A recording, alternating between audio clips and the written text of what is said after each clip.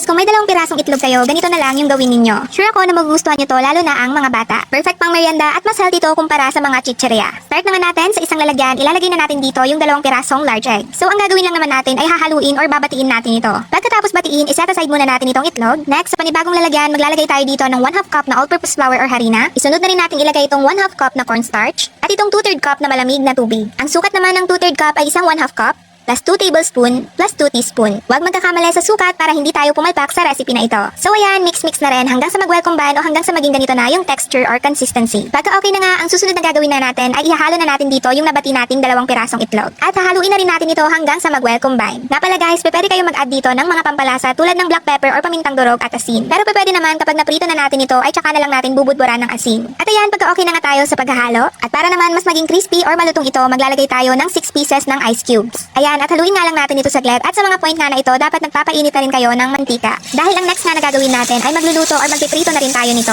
Take note na hindi na po kinakailangan antayin na matunaw talaga yung ice cubes. Kahit pagkalagay nga ay pwede na agad tayong magluto or magprito. So ayan, napakadali lang din naman ng pagluluto nito. Once na maging golden brown nga gaya nito ay pwede na. Syempre, dapat meron din tayong sausawan. Sa isang lutuan nga ay magmamelt tayo ng 2 tablespoon na butter. Pagka nagmelt na nga yung butter, maglalagay naman tayo ngayon ng 2 tablespoon na all-purpose flour or harina. And then halu-haluin lang natin ito hanggang sa tuluyan ng makover ng butter yung harina. At pagka ganun nga, unti-unti naman tayong maglalagay dito ngayon ng 1 cup na milk or evaporated milk ay pwede rin. Halu-haluin na rin natin ito hanggang sa tuluyan ng lumapot. At ayan, pag na-achieve na nga yung ganitong lapot ng sauce, ang panghuli nga na ilalagay natin dito ay itong quick melt cheese. Bali nga yung isang buong cheese ay hinati ko lang sa gitna. And ayan, pagkalagay nga natin itong cheese ay hahaluin naman natin ito. Hahaluin hanggang sa mag-well combine at hanggang sa maging ganito na yung texture or consistency. Ganito nga lang din yung sauce kapag gumagawa tayo ng Bake Mac. And ayan, ready to serve na nga itong ating for today's recipe. But before that, budburan lang muna natin ito ng asin. Ngayon ko nga lang din na-realize na pwede din pala natin itong i-partner sa suka. So ayan guys, tatawagin nga pala natin itong egg chips.